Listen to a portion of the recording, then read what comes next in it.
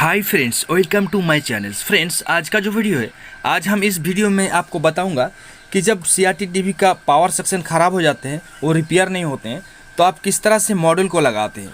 बहुत ही आसान ट्रिक्स में बताने वाला हूं दोस्तों।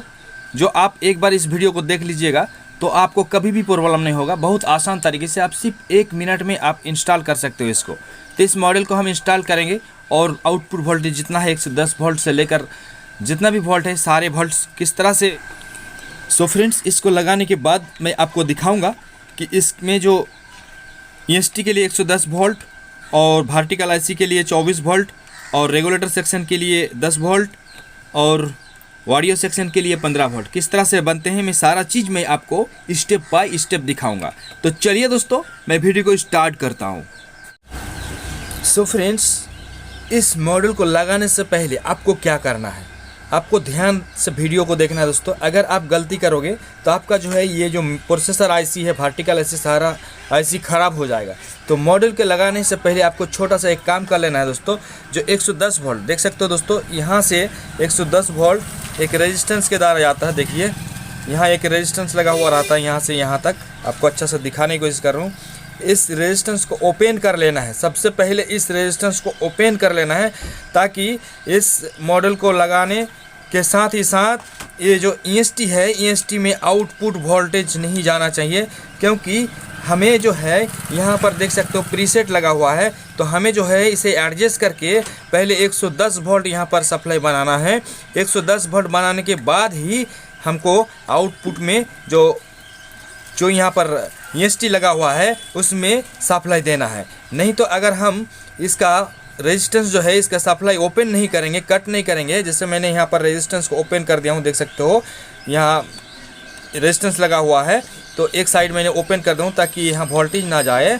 तो इसको हम ओपन नहीं करेंगे और हम इसे लगा देंगे, कनेक्शन कर देंगे और पावर दे देंगे। और जैसे ही पावर देंगे, अगर ज़्यादा वोल्टेज होगा तो हमारा जो है EST भी ख़राब हो सकता है और जो IC है, IC भी ख़राब हो सकते हैं। तो आप लेना का देना में पड़ जाओगे दोस्तों। तो सबसे पहले इस रेजिस्टेंस को ओपन कर लीजिए, ठीक है। तो मैंने इस रेजिस्टेंस को ओपन कर लिया हूँ। आपको मैं अभी दिखाता हूँ कौन सा रेजिस्टेंस को ओपन किया हूँ। यहाँ पर देख सकते हो, यहाँ पर रेजिस्टेंस मैंने ओपन कर लिया हूँ। ये वाला रेजिस्टेंस आप देख सकते हो दोस्तों, मैंने इस रेजिस्टेंस को ओपन कर दिया हूँ। अब मैं आराम से इस किट को इंस्टॉल करूँगा दोस्तों। इंस्टॉल आप पूरा वीडियो को देखिए दोस्तों। अगर ज़रा सा भी आप स्किप करोगे तो आपको लेना का देना पड़ जाओगे। तो दोस्तों चलिए, इसमें 5 वायर लगा हुआ है। तो सबसे पहले मुझे क्या लेना है, ब्लैक वायर और रेड वायर को कनेक्शन करना है। कहाँ पर करना है, चलिए मैं भाई आपको बारीकी से बताता हूँ। यहाँ आप देख सकते हो दोस्तों, जो फिल्टर कैपेसिटर लगा हुआ है, तो इसका जो नेगेटिव पॉइंट है दोस्तों, तो यहाँ का जो नेगेटिव पॉइंट है, देख सकते हो यहाँ पर नेगेटिव पॉइंट। तो ये देख सकते हो, ये जा रहा है नेगेटिव पॉइंट। और इस पार में देख सकते हो इस नेगेटिव पॉइंट यहाँ तक आया है दोस्तों। अब देख सकते हो यहाँ पर एक ट्रांजिस्टर लगा हुआ रहता है। मैं आपको अभी ट्रांजिस्टर को भी दिखा देता हूँ। सो फ्रेंड्स, ये जो ट्रांजिस्टर है, सबसे पहले इसको भी ओपन कर लेना है। देख सकते हो, इसको ओपन नहीं करोगे तो आपका जो है मॉड्यूल काम नहीं करेगा दोस्तों। ये ट्रांजिस्टर ओपन कर लेना है। और एक ट्रांजिस्टर यहाँ पर लगा रहता है, यहाँ पर दोस्तों उसका नंबर है 3807, उसको भी बाहर निकाल देना है किट से। तो 2 ट्रांजिस्टर को आपको बाहर निकाल लेना है। ये वाला ट्रांजिस्टर यहाँ पर लगा हुआ रहता है। अगर ट्रांजिस्टर नहीं रहता है दोस्तों, अगर STR भी लगा रहता है, कोई किट में यहाँ पर STR लगा हुआ रहता है, तो आपको STR को ओपन कर लेना, ठीक है। तो चलिए फ्रेंड्स, सबसे पहले हम इस ब्लैक वायर को कनेक्शन करते हैं। जो कैपेसिटर के यहाँ फिल्टर कैपेसिटर लगा हुआ रहते हैं, इसके जो नेगेटिव पॉइंट है यहाँ पर आता है, देख सकते हो यहाँ पर ट्रांजिस्टर लगा हुआ रहता है। एक कलेक्टर पिन है। तो कलेक्टर पिन में हमको क्या करना है दोस्तों, कलेक्टर पिन में हमें रेड वायर को जोड़ना है। और नेगेटिव पॉइंट जो रहते हैं यहाँ से फिल्टर कैपेसिटर से जा रहा है, तो इसमें मुझे ब्लैक वायर जोड़ना है, ठीक है। अगर दोस्तों यहाँ पर STR लगा हुआ रहता है तो आपको कैरेक्टर पॉइंट समझ में नहीं आ रहा है, तो जो आप ट्रांसफार्मर की 4 लेग देख रहे हो दोस्तों, तो यहाँ पर जो आता है पॉजिटिव वोल्टेज, तो इसके साथ जो कनेक्शन किया हुआ रहता है उसी में जोड़ना है आपको STR में। तो हम कैरेक्टर में रेड वायर को जोड़ लेते हैं दोस्तों। चलिए आप वीडियो को पूरा देखिए मैं कैरेक्टर पे रेड वायर को जोड़ रहा हूँ।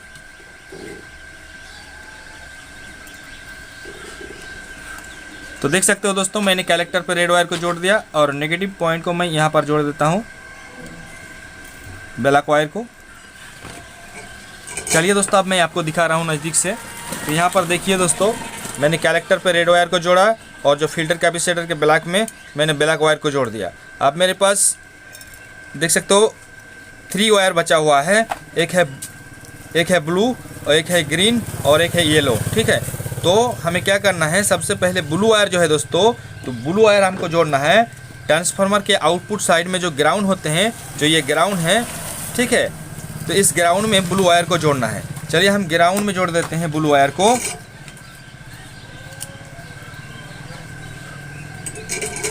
तब देख सकते हो दोस्तों, मैंने ग्राउंड में जोड़ दिया ब्लू वायर को। अब हमको येलो वायर को जोड़ना है। कहाँ पर, तो यहाँ पर आप देख सकते हो दोस्तों, यहाँ पर 110 वोल्ट लिखा हुआ है, तो यहाँ पर एक डायोड लगा हुआ है, देखिए यहाँ डायोड, तो हमें 110 वोल्ट पे ही जोड़ना है। ठीक है दोस्तों, आपको एनोड में जोड़ना है। ठीक है, डायोड के एनोड में, कैथोड में नहीं जोड़ना है दोस्तों, एनोड में, मतलब ट्रांसफार्मर के साइड में जोड़ना है, ट्रांसफार्मर के 110 वोल्ट वाला पिन पर ही जोड़ना है। ठीक है, तो चलिए हम 110 वोल्ट वाला पिन पे जोड़ देते हैं।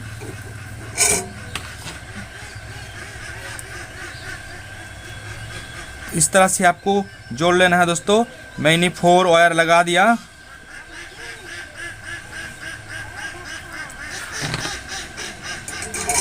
तो देख सकते हो दोस्तों, मैंने 4 वायर का कनेक्शन कर दिया। अब बचा एक वायर, वो मैं आपको बताता हूँ आगे।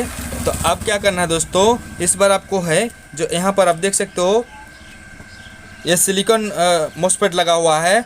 तो सिलिकॉन मॉस्फेट लगा हुआ है, तो इसको मैं डायरेक्ट कस दूंगा बॉडी के साथ। ठीक है, इस बॉडी के साथ मैं डायरेक्ट कस दूंगा।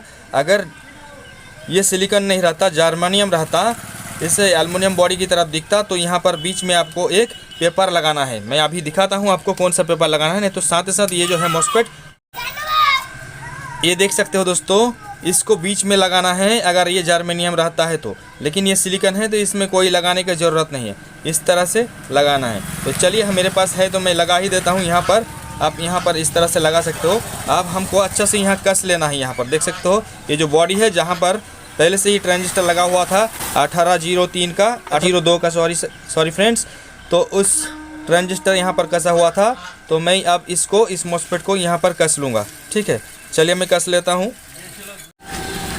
तब देख सकते हो दोस्तों, मैंने इस हीटसिंक के साथ मैंने बहुत ही अच्छी तरह से नट को कस दिया। आपको भी अच्छी तरह इसे टाइट कर लेना है दोस्तों। अगर आप इसे ढीला रखते हो तो आपका जो है ये तुरंत उड़ जाएगा, ये ख़राब हो जाएगा। तो मैंने अच्छी तरह इसे टाइट कर लिया दोस्तों। अब मैं पावर देके आपको दिखाता हूँ कि किस तरह से ये काम कर रहा है और यहाँ पर एडजस्ट करने की ज़रूरत पड़ता है कि नहीं, क्योंकि यहाँ पर एक एडजस्ट करके 110 वोल्ट करने के बाद ही एसटी पे सप्लाई दिया जाता है। ठीक है, और एक वायर जो है दोस्तों, इसे यूज करने की कोई ज़रूरत नहीं, इसे काट के फेंक देना है। ठीक है, हम इसे काट के फेंक देंगे। हम 10 साल से इस तरह कर रहे हैं कनेक्शन, कोई दिक्कत नहीं होता है। और ये चीज़ मैं 10 साल पहले से लगा रहा हूँ, किसी का भी आज तक ख़राब नहीं हुआ है, कोई प्रॉब्लम नहीं हुआ है दोस्तों।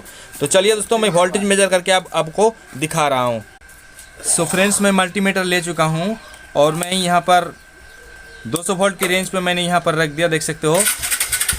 अब मैं इसमें पावर देके आपको दिखाता हूँ कि इसमें वोल्टेज सही आ रहा है कि नहीं, या मुझे एडजस्ट करने की ज़रूरत पड़ता है। तो चलिए हम इसे पावर देते हैं दोस्तों।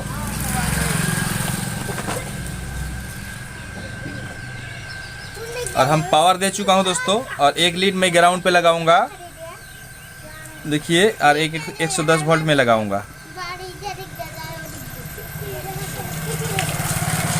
तब देख सकते हो दोस्तों, आपको दिखाने की कोशिश कर रहा हूँ, एक सेकेंड। देखिए, मैंने लीड को लगा चुका हूँ दोस्तों यहाँ पर, और यहाँ पर आप वोल्टेज देख सकते हो दोस्तों, 115 वोल्ट 116 वोल्ट के करीब मिल रहा है। मतलब ये वोल्ट सही है दोस्तों। मैंने अभी लोड नहीं दिया हूँ, ये एसटी सप्लाई में बंद करके रखा हूँ अभी। और बाकी वोल्टेज मैं आपको चेक करके दिखाता हूँ दोस्तों। देखिए, चलिए मैं 24 वोल्ट वाला सप्लाई को चेक करके दिखता हूँ। तो यहाँ पर आप देख सकते हो दोस्तों, मीटर में 24 वोल्ट कुछ करीब 25 वोल्ट के करीब मिल रहा है। और यहाँ पर मैं 10 वोल्ट वाला सप्लाई पे देखता हूँ दोस्तों। तो देखिए, लगभग 9.5 वोल्ट मिल रहा है। और मैं 15 वोल्ट के जो ऑडियो सेक्शन है उसका देखता हूँ। तो देखिए, यहाँ 15 वोल्ट ही मिल रहा है, देख सकते हो दोस्तों। तो ये वोल्टेज जो सही है दोस्तों, सही वोल्टेज मिल रहा है। मतलब मेरा मॉडल जो है वो इंस्टॉल हो गया है, मेरा मॉडल इंस्टॉल हो गया दोस्तों। और अगर आपका वोल्टेज यहाँ पर 110 की जगह अगर ज़्यादा वोल्टेज आता दोस्तों, तो आपको क्या करना पड़ता, क्योंकि यहाँ पर प्रीसेट लगा हुआ है, तो प्रीसेट को पूरा घुमा के घटाना पड़ता है। यहाँ पर जो देख सकते हो दोस्तों, यहाँ पर प्रीसेट लगा हुआ है, इसको घटाना पड़ता है। ठीक है, तो मैं पहले ही इसको 0 में कर दिया था दोस्तों, इसको पूरा मैं इधर घुमा दिया हूँ, 0 में कर दिया हूँ, जिसके कारण मेरा वोल्टेज सही दिख रहा है। अगर कम होता तो मैं इसे बढ़ाता, लेकिन मेरा वोल्टेज सही मिल रहा है।